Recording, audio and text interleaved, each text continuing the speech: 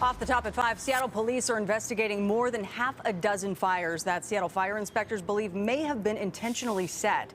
The damage stretches from the International District to Pioneer Square, ranging from small dumpster fires to one incident leaving thousands of dollars in damage. Thanks for joining us for the news at 5. I'm Jamie Tompkins. And I'm David Rose. Fox 13 News reporter Steve Kiggins live in Seattle to explain why investigators flagged these incidents as suspicious. Steve.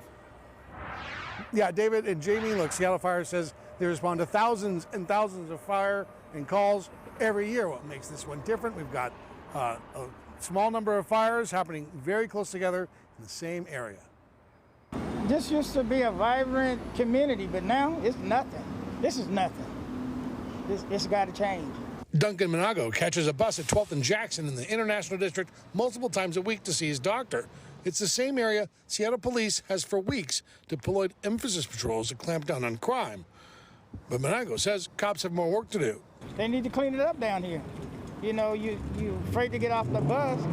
You just get off the bus right here on 12. All you see is meth and crack. They just smoking in broad daylight. Look what's right over there. Yeah, police right over there. They don't do nothing. He says the crowds of criminal activity isn't as large as it had been before patrols, but he's not surprised to see property damage like this, shattered glass and scorched walls.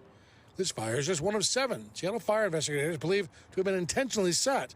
Each blaze sparked last Sunday, October 2nd, forming a trail of destruction from the International District to Pioneer Square.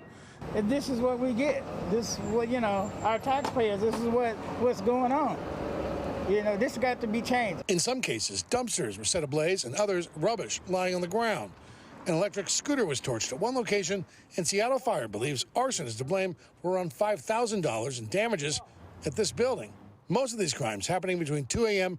and 8 a.m., says SFD. The fires happened in a relatively short period of time in a small space.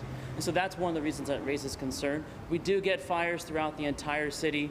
Last year we had over 20,000 fires that we responded to, but it's the quick succession in a small area that raises concern. Seattle Fire handed over its investigation to Seattle Police for criminal inquiry.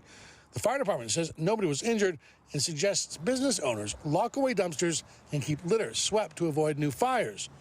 Nago says it might be time to reach out to an old friend and let a fire under city officials. I went to school with our mayor, Bruce Harrell, and so I'm going to have to go talk to him.